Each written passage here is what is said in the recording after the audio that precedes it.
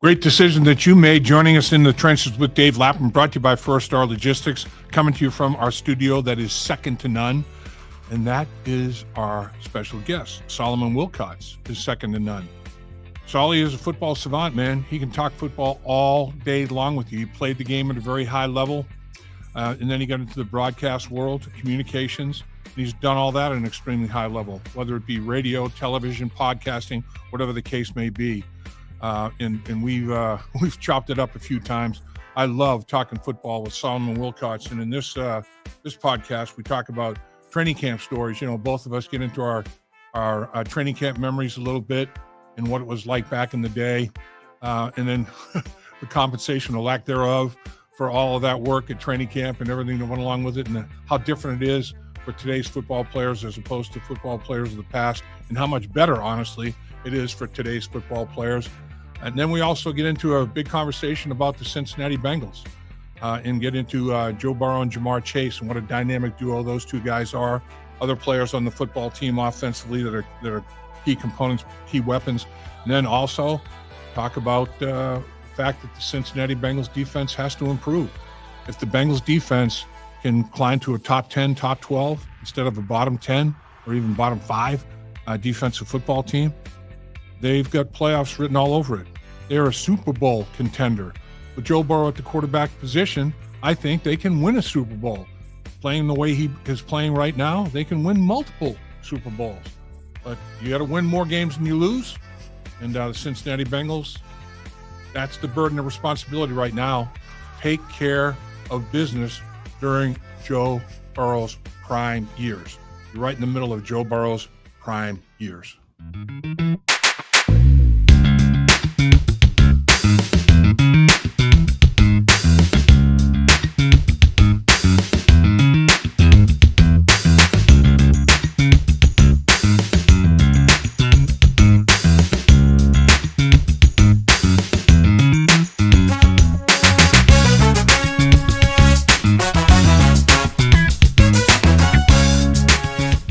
We know you can be doing a lot of things with your time, so we certainly do appreciate you carving time to join us in the trenches with Dave Lapham, brought to you by First Star Logistics. As always, we're coming to you from the studios that they provide for us, and man, they are second to none. They are one of one.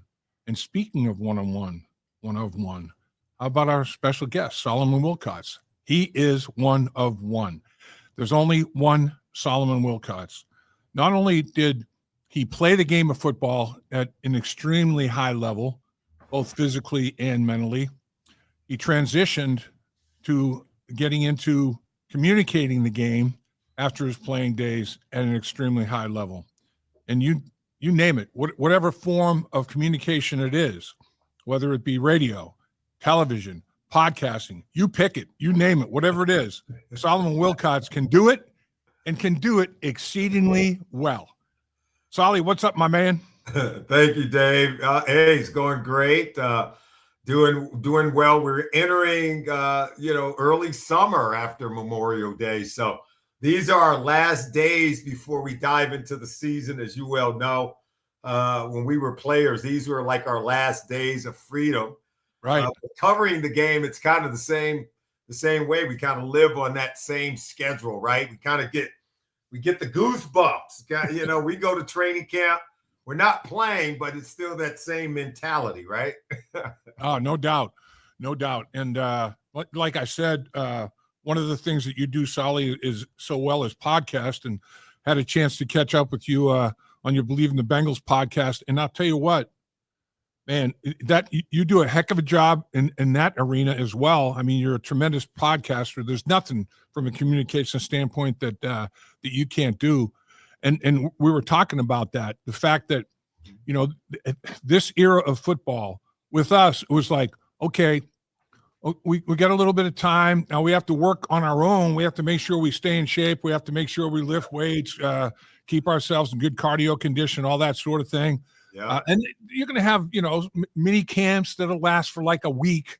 That's about it. Just we're going to kind of monitor you a little bit, make sure you're not way off the charts. Yeah. From a negative standpoint, you haven't just eaten yourself out of the league as such. No. and then which some guys unfortunately did, and then right before training camp, a few days to, get yourself reacquainted with your teammates and coaches and the playbook and all that sort of thing. But today's athletes, Solly, I mean, man, football literally is a year-round scenario for them, isn't it? It really is. And that, there's a lot of players, as you well know, came through this league that paved the way for the opportunities that the players have today. And one of the things that, I really envy about today's players is that you get to do it full time, that you get to dive into it, your workout, your nutrition, whether it's getting massage, whether it's cold plunge, the weightlifting, the field work that you do on the field, and that you have resources to invest in it, but you also have more time to invest into your career. I worked every year in the off season. I came into the league in '87 during a strike year where it was very clear that it was a tenuous position, that your entire existence in the league as a player anyway was very precarious, right? And teams used that. Yep. They were okay with you not feeling comfortable, okay, and knowing that you could be shown the door at any minute.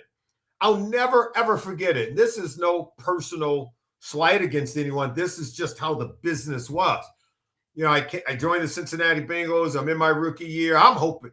I mean, we drafted 4 DBs that year. I'm the last one they drafted, and I know they're not keeping all 4 of us. Right. But it was all said and done. Me and Eric Thomas were the 2 they kept. Yep. And we were roommates. And I remember one of the guys that I truly admired as a veteran that I looked up to because I thought he was the kind of guy that carried himself the right way, was a great community guy, was a guy by the name of Ross Browner. You remember him. Sure. He was a wonderful person, wonderful man. And so I remember we all go in. They don't tell you if you made the team, but if you're allowed in the room, that means you made the team. Right. The guys who didn't make the team, they were stopped, told, hey, no, you're coming this way. Bring your playbook. Yeah. So I remember sitting in that room. I'm looking around, waiting for somebody to tap me on the shoulder or something. Yeah. That tap never comes. I'm thinking, maybe I made it, right? Sam Weiss is getting ready to start the meeting. And then he says, wait a minute, guys. And he leaves the room. And, you know how it is when the coach is about to start the meeting, but the meeting doesn't start. There's this little lull, and then guys start to clamor, and they're talking. It starts to get a little loud. Sam pokes his head back in the room, and he says, hey, Ross, can I talk to you for a second? And I'm looking. I don't know anything. I'm a rookie. Ross leaves the room. Next thing you know, Jason Buck, our first-round pick that year, who we hadn't seen in training camp the entire time, he comes walking into the room, and he sits in Ross Browner's chair. And I'm thinking, something's not right here. It's cold, man. That's cold. And then Ross Browner comes back in. He said, hey, guys, I want you to know it's been an honor to be a Cincinnati Bengal my whole career. It's over for me, but I wish you guys the best of luck. He was a gentleman. He couldn't have been more upstanding in that moment, where I think most guys would have been like, this is wrong. This is horrible. He just he handled it with such class. Yeah, total class. That was my first day on the job. Think about it, the first day. And I'm thinking, that's the NFL. And I'm thinking, I'll never trust it. I'm going to play hard. I'm going to give it what I got, but I'm getting another job. Because I made the team. 2 weeks later, we were on strike. You remember that game we lost to the 49ers, Jerry Rice. Yep. Last minute, touchdown, whatever. And we're on strike. I made the team, but now I'm out of a job. So that helped me to put into perspective what it's all about. It's not anything mean-spirited, but I had to work in the offseason. Yeah. I often think about what kind of player I could have been if I would have did this thing full time. I don't know. So, but that was my experience. I feel like it made a difference in my life after football. In fact, I know it did. I became a better person. I became a more employable individual, right? So So I have no regrets, but I do admire the players today who get to do it full time and give it their all. I just think there's something to be said about that. But I think, though, Solly, that I agree with you. The way that we had to do it because of the economics involved as opposed to today's economics. I mean, it was like, hey, better get an off-season job because, like you said, it could be a short time frame in terms of years of your career, the length of your career. But also, the compensation wasn't like it was, in today's football. Nowhere near. I mean, it just wasn't. It wasn't like that. So you wanted to have an off-season job where, worst case scenario, you were eliminating vocations. It's like, let me try. I don't really like this. Next offseason, that this is a possibility. And then the next offseason, so is this one now might be interested in a couple of these things, and I think you were exposed to the real world. I mean, there are people out there, making a living in a much different way than in the form of a professional athlete. And plus, like you said, you got the training that you got with your off-season work to be the communicator that you are today, and you're phenomenal. I mean, you're as good as there is. So I do think that I don't know, maybe I'm searching for a term, well-rounded, I guess. It made you took nothing for granted, that's for sure. Because I do remember, like you remember, veteran players that got cut. I'm like, what? They cut him? Are you kidding me? They cut him. I'm next. I know I'm next. Nobody's safe, man. Everybody, man. I mean, somebody's coming with that axe, with that sword, man. And going to be chopping you. So you were always trying to get yourself ready for life after football, weren't you? Yeah, I was working and learned a lot. I mean, I learned and grew exponentially year after year. I mean, I'd hate to think that if I hadn't worked the jobs that I had, what it would have been like when I was finally done with football. I would have been probably looking around for quite some time. But no, I went right into my next thing as soon as I was done playing. In fact, I was able to quit or leave the NFL sooner because of the opportunities that I had. And I didn't have to, as they say, play till the wheels came off, right? And so I was very fortunate in that sense. And I, learned how to live on a budget, learned how to economize, financially and make really good decisions. So that really helped. And didn't have a lull in the way that cash flow when you're working as opposed to when you're unemployed. And so I didn't have to experience that precarious nature. In fact, that's what I wanted to avoid. So look, it made me appreciate the game more. I was working in claims, as an administrator, filing claims, right? And couldn't wait to get back on the field. So I looked forward to the start of the season every year. I look forward to training camp. I think if I'd have been laying around somewhere or working out or doing whatever, I might look forward to football. I don't know that I would look forward to training camp. But when you're sitting in a cubicle, right, from 9 to 5 every day, and then doing your workouts in the evening, you look forward to training camp. I really did. I would go to Wilmington, Ohio. It was like, this is great. I don't have to file claims today. I get to play football. I worked as an underwriter. I worked in claims, and so I get to training camp. I was like a kid in the candy store, Dave. Oh, I hear you. It's like you go to training camp, and Wilmington is not, it's not a big metropolis. Obviously, it's just a little old town up in northern, north of Cincinnati, about an hour and a half, about 100 miles north of Cincinnati, and they got Wilmington College is the biggest thing in the town, really. I mean, it employs the most people, so it's not what you'd call a mecca.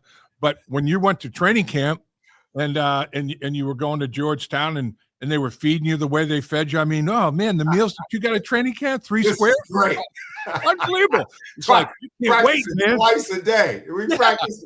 We legitimately hit. Now we got after it, twice a day. And I remember they had to bag me, after practice. I cramping up. I'm still thinking this is great. I know it's about 100 degrees with 200% humidity, and it's like, oh man, I love this. It's like I've never been more hot. My body temperature as hot as I've been is when I was up at Wilmington. Man, I'm not kidding. When you touch your skin, it was like, man, I could burn myself. I mean, you were heated up. It was crazy. It was hot. It was humid. It was like an oven. And look, it was. Dick LeBeau was so awesome, though. He would call the DBs together. I mean, it was the where we go do that down the line thing. He made sure before we even had practice, you were sweating. Right. He was like, hey, guys. He said, guys, look around. See all these guys. They wish they were here. They wish they could play. They wish they could be doing this. But you guys get to do it. He had us being grateful, that we're practicing twice a day in the heated sun, right? Making a fraction of what players would eventually make. And we didn't worry about stuff like that. We really did it. We were close knit. Yep. We were close to the community. We loved playing the game. There's no doubt. We had played with a lot of guys growing up who didn't get to do it any longer, and we got to do it. And we showed up and loved every minute of it. You're absolutely right. When you think back on it, when I look back in my days, as a Cincinnati Bengal, when you go through something like we went through up at training camp at Wilmington with the heat we're talking about and the two-a-days and the physicality and you'd be dead taking a nap between practices. I wasn't just napping. I was out, man. I mean, I was getting some serious deep Z's, man. It wasn't just a little cat nap. I was like, I get back up and go do it again, and with all of that, but they did feed you well. I mean, the meals were unbelievable. You always had all you wanted to eat, plenty to eat. Yeah. So it was a good life. It was a tough life, but it was a good life. It was a demanding life physically. But man, did you make some bonds now with friends? Yeah. I mean, you go through that together. I'm sure, I never was in the military, but I've heard guys in the military talk about the friendships and bonds they make going through boot camp and all those kind of things. Yeah. Very similar. I mean, you go through experiences like that, you create bonds that last for a lifetime, really. Yeah, it's funny because back then, you remember you could haze the rookies a little bit, right? It's a thing of the past now, but back then, rookies had to really earn their keep. And you had guys like James Brooks, you had some veteran guys.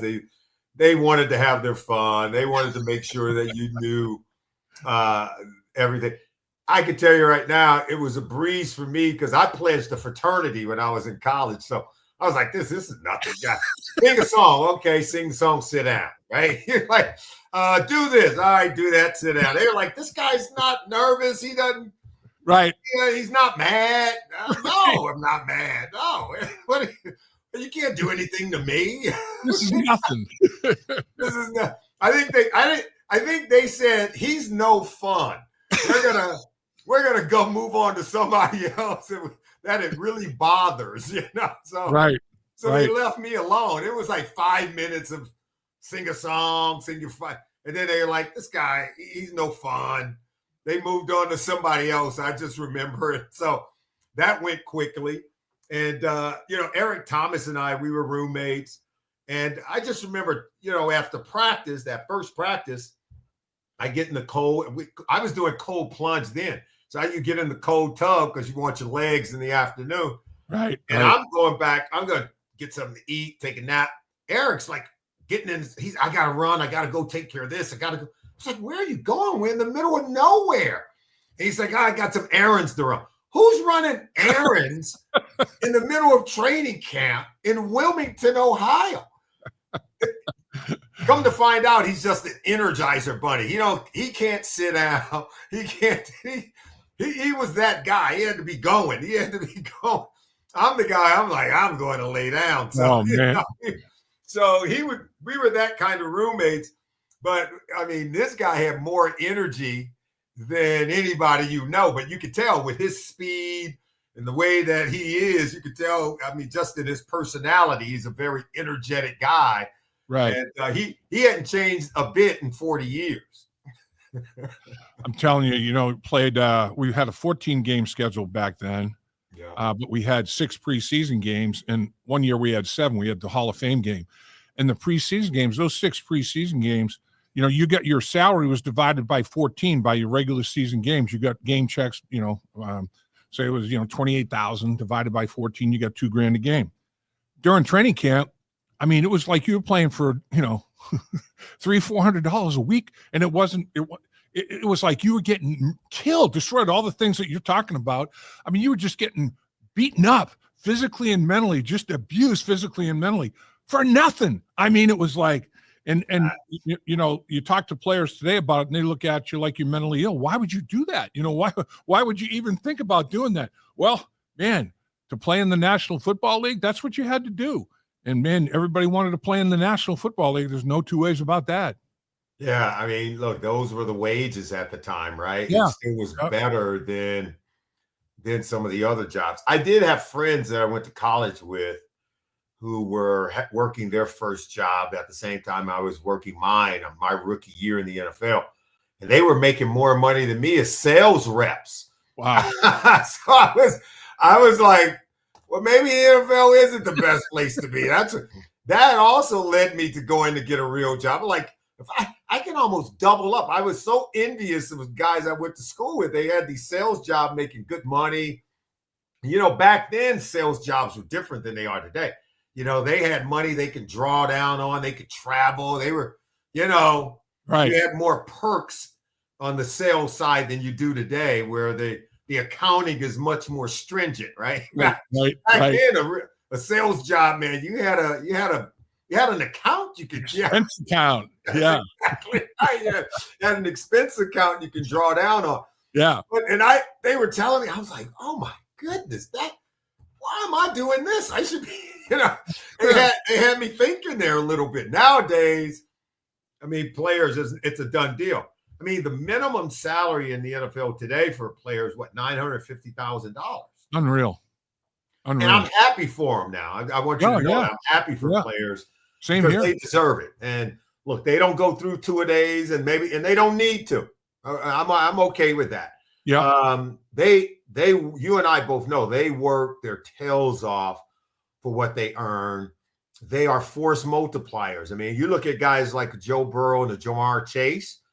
You look at what T. Higgins has had to do to earn where he is right now. I mean, I look at every single one of the players, and I am so happy and elated for them because I've watched them work. You've got to sacrifice so much from the time you're in grade school, high school, college, just to get here. I mean, we're talking about the guys I just mentioned, they didn't have NIL deals going through. Right. I mean, they did it like we did, Dave. Yeah. So, Joe Burrow, who was a great high school player, didn't get to play at Ohio State. He sacrificed a lot to have the opportunity to play in the National Football League. So absolutely. So I'm elated for these young men. And, as you and I have talked about, there's high expectations. But I think they, you watch them work, you watch them grind, you watch how much they love playing. Yeah. I think this is a group that's they're ready to deliver. They're ready to give Cincinnati what we've all been looking for, what we all been waiting for. You make a great point, Solly. It's watching these guys. I remember what it was like going to training camp and how hard we practiced and all that sort of thing, and the sacrifices and commitments that we made. Mm-hmm. These guys do the same thing. I mean, they are in unbelievable shape. And that doesn't happen by just willing it. You got to do it. It's not like you can't think about getting in shape. You got to go do the work and get in shape, and stay in shape. And that's the thing. I look at a lot of these guys, they do not let themselves get out of shape in the off season. Year round, they are working out, man. And they're working out hard, and Solly, I mean, shoot, we were fortunate enough to play in the league, but I know back in my day in the mid 70s to the early 80s, we had some great athletes, some genetic freaks like an Isaac Curtis kind of guy, but they were few and far between. But I look at, there's so many guys in today's NFL, the size speed ratio, just the frames on these guys, the body types and the frames, and what they can do with those big bodies and those frames. It's like, man, I mean, it's just the good Lord has blessed a lot of these guys, man, and given them not only size and strength and mobility and all that, but a skill set, you know? I mean, these guys, and plus they're smart and they know what to do and how to do it. And I marvel at a lot of these athletes. I mean, they are performing at an exceptionally high level, man. Yeah, I think it's a credit to the specialized training that's now part of our game. You have a lot of players who grew up through the 7-on-7 leagues, learning how to compete, right? Early or at an early age, learning how to about nutrition, learning about conditioning. A lot of these guys have run track. You have big linemen who also participated in track and field events, right? Who can run. I tell people all the time, you'd be surprised how fast a 300-pound man can move until you stand on the sideline at an NFL game. No doubt. Even the big guys are in great shape. Even the big guys can run and can change direction. And these guys have been putting in work like this year over year since they were teenagers without taking time off, right? And this is the culmination of a lot of effort, a lot of energy, a lot of specialized training that allow them to have a tremendously high football IQ and still be able to play it. I mean, think about it, Jamar Chase. He was so good. I watched him his sophomore year during that 2019 season. I was late. I mean, I would love Justin Jefferson, who I thought was a phenomenal player. Jamar was a sophomore. He had 20 touchdowns as a sophomore. Okay. And then the next year in 2020, COVID year, he don't even play. He don't even play. He was like, I'm good. Right. I did enough. Yeah. And then 2021, he's the first wide receiver drafted in the draft. I don't know what the Falcons were thinking. Because I tell you right now, I was sitting there with my fingers crossed thinking at 4, they're going to take Jamar, not Kyle Pitts. They took Kyle Pitts over Jamar Chase. Think about that. But hey, yeah. So anyway, Jamar's in that great a shape. I remember at his pro day, he ran a 4.3. He hadn't played the whole year. He goes out, catch everything they throw to him. He's running a 4.3, and the guy is built like we talk about this, like a running back, not a wide receiver. He's built like a running back, right? And year 1, he blows the doors off the thing, wins Offensive Rookie of the Year. Didn't even play the year before. Just I'm gonna work out. I'm taking this one off. You and I both know not a lot of guys can do that. No. Not a lot of guys have the discipline to be able to do that and be better as a result of having taken the year off. He was better. And that told you a lot about what his potential was. And then we saw it come to, full light and full flower in 2024. There's no doubt. And you look at what Joe Burrow and Jamar Chase do as a tandem. I mean, two guys with Mensa football IQs, and they see the game through the same set of eyes. It's like they are on the same wavelength. It's like mental telepathy. And, I'm telling you, if you're at safety, Solly, and Joe Burrow's, in the shotgun or at the line of scrimmage, and he's kind of surveying the secondary, and he looks out at Jamar Chase, and he just nods at Jamar, and Jamar looks back at him and nods. Oh, man, something's going to happen. Something good's taking place here, man. Yeah. If I'm playing defense against Joe Burrow and Jamar Chase, I'm not even reading the progression. I'm rolling over the top of Jamar Chase because that's where the ball's going. It's like I'm breaking on him right now. Yeah. That's a good point. That's a good point. You look at that guy though, like you mentioned, Solly. I mean, the good Lord blessed him. The good Lord said, you are going to be a genetic marvel. Yeah. You're going to be a genetic phenomenon. You're going to be like one of one, man. I'm making one Jamar Chase and just one. I mean, from the waist down, the dude is chiseled. It looks like a human anatomy chart with his, his quads and his hamstring. I mean, it's unbelievable to look at the guy, and unbelievable upper body too. And when he lifts hard, man. I mean, he works out hard. He runs hard. lifts hard. He does everything hard. So he's got all this unbelievable physical ability, the raw speed you talked about. The thing is, he can run unbelievable routes. He can get in and out of cuts. He can sink his hips and burst out of cuts and create separation. He does it all at an exceptionally high level. And then you put in the force multiplier like you're talking about. He understands everything. Mm-hmm. I mean, it's like you can line him up anywhere. Now, since they put him in the slot, Solly, I mean, they added that to his arsenal. He's the best edge guy, outside receiver in the NFL. I mean, he's as good a slot as there is in the NFL. And you put that whole package together with Joe Burrow and allow them to attack every area of the football field with the football IQ they have and being on the same page. It's not fair, man. They're going to rip you up. Him being in the slot, I think he's the ultimate weapon. He's virtually, it's going to be tough to keep his numbers down. Yep. Yeah, it's going to be tough. And then you got a T. Higgins and you have a Mike Gesicki who, if you start to lean too heavily and overcommit, because it's hard to take away a player who's playing in the slot. You can motion him behind the line. You can rub. You can get him the ball more easy. You can scheme him open. You can scheme the ball to him quite easily than, say, if he were operating outside the numbers, where defenses can take you away. But when you're playing in that slot, it makes it much more difficult for the defense. Now you have to overcommit to even make sure he doesn't get the ball. When you do that, you get T. Higgins in a 3-touchdown game like he did to Denver, right?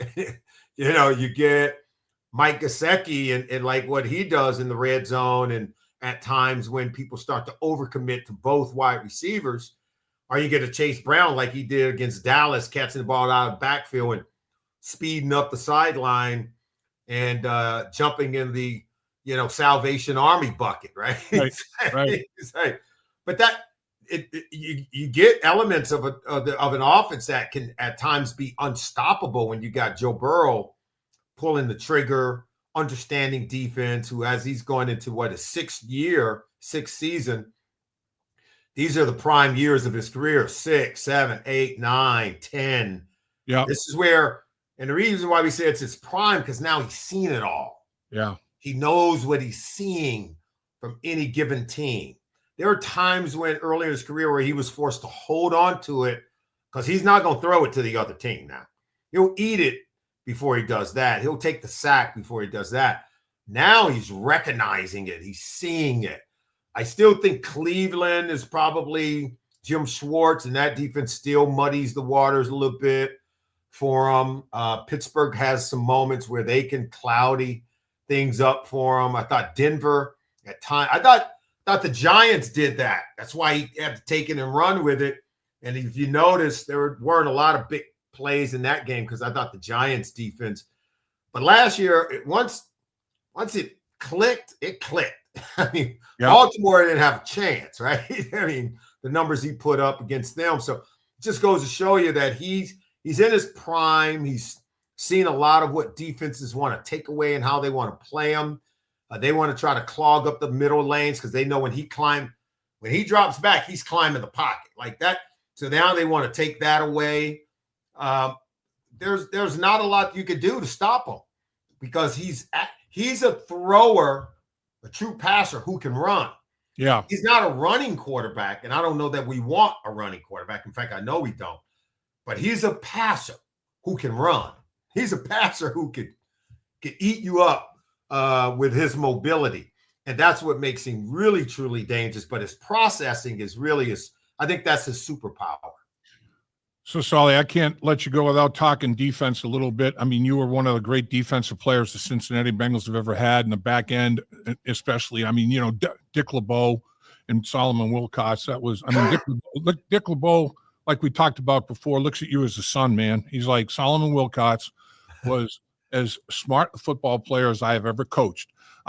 You could not give him too much. He understood everything. And you always got your defense lined up properly. The SWAT team, you always had them on the same page. And there were never, I shouldn't say never, I mean, in football it happens, but very, very few assignment errors where guys are running jailbreak, and things of that nature. You guys were very coordinated. I mean, everybody knew exactly what to do and how to do it. This defense for the Cincinnati Bengals, Joe Burrow, as we talk about in the offense, I mean, they averaged over 30 points a game. There were 7 games last year where they scored 33 points or more. They went 3-4. When they scored 33 points or more, they went 3-4 last season. I mean, I guess in the couple of minutes we have left, Solly, what does the defense have to do to not be a bottom 10, but maybe a top 10 or a top 12 defense?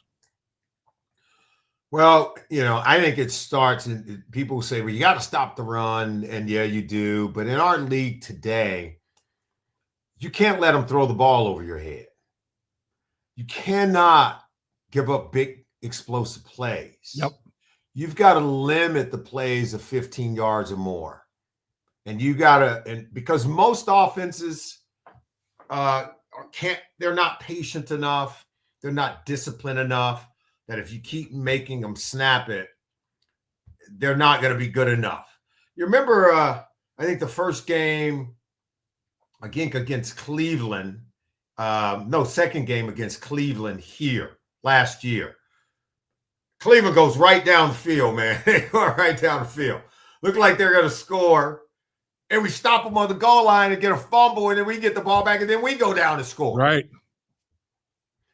That game tells you that if you keep making them snap it, sooner or later they're going to pull the pin on their own hand grenade, right? They'll blow themselves up. I love it. I love that. That's the game. Yeah. But you got to eliminate the big explosive plays, and you're never going to give up. You got to make them earn every inch defensively. Now, that's not playing dominating defense. That's just doing basic football. Every man in their gap against the run game, tackle at the point of attack, get off blocks. And then when it's your turn to be where you're supposed to be on the field, don't let them throw the ball over your head. You had the Kansas City Chiefs game 1. You panicked at the point of attack when the balls arrived. Cheap pass interference. The Chiefs didn't beat the Bengals. The Bengals beat the Bengals on that day. And I think you saw multiple games like that where it occurred against the New England Patriots. Going into the end zone, sticking a ball out, fumble, right? That's one of those things where you keep making them snap it. They end up giving the ball up. Anywhere along the line, Bengals are in the playoffs, right? Just by doing the things that I just mentioned. They don't need a dominant defense. They just need a disciplined defense, a fundamental defense with great effort and great energy. That's how you play defense. You got to play like you're on offense. You got to play with your hair on fire. You got to get off blocks. You got to swarm to tackle. You don't have to leave it to one guy to get a guy on the ground. Everybody showing up to the ball. And that's how you force turnovers. That's how the ball ends up coming out. And the ball ends up falling in your favor. Now, not to mention, I think the Bengals did get their share of turnovers last year. I think that was one of the things that weren't mentioned enough. But when you start flying around, you end up getting your share of turnovers. You keep the score down. And that's how you end up winning games. You play, I think, just if top 15 defense, if the defense finishes in the top half of the league, it'll be good enough to go to the playoffs, be good enough to win. And then there's critical guys, Dax Hill, DJ Turner, Cam Taylor-Britt, right? Chris Jenkins, McKinley Jackson, Myles Murphy, Jordan Battle. Okay, these are guys that over the last 3 years or so that were highly drafted guys on the defensive side of the ball. They can play. All those names I just gave you, these are guys who can flat out play. I believe they can play. I've seen enough from them. I know they can play. Now, will they play up to the level of expectation, and will they do it consistently week in, week out? If those guys I just mentioned are there and healthy and perform, and this is the year that they live up to their potential, the Bengals will have a really good defense. I can tell you that right now. Just those players I named, along with the other guys who already been good, like the B.J. Hills and the, Trey Hendrickson, they've got to do their job.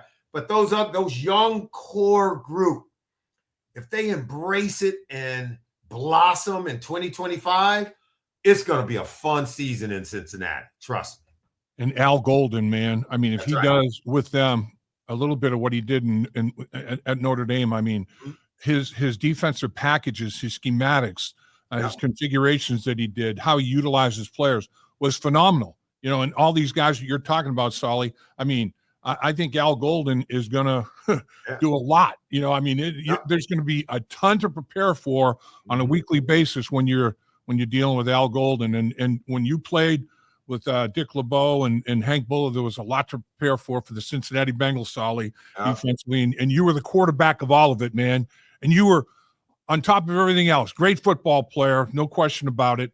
Tremendous leader, tremendous communicator, and not only football player for the city of Cincinnati, but man, just an unbelievable human being, unbelievable citizen, unbelievable person. Solomon Wilcots, we love you, man, and we appreciate everything about you. Love you too, Dave. You're too kind. Thank you very much. We appreciate you. Thanks for having me. Have the best day ever had, my man. All right, man. Take care. All right. We'll see you. Okay. Yes. Dave Lapham here. While games are over for the season, there's no off-season for In the Trenches with Dave Lapham or First Star Logistics. First Star Logistics gave away great prizes during the season, which will continue with exclusive content in the First Star Media Group YouTube channel. So please, do me a favor. Subscribe to In the Trenches, hit the like button, and visit the First Star Media Group YouTube channel for exclusive content and special giveaways.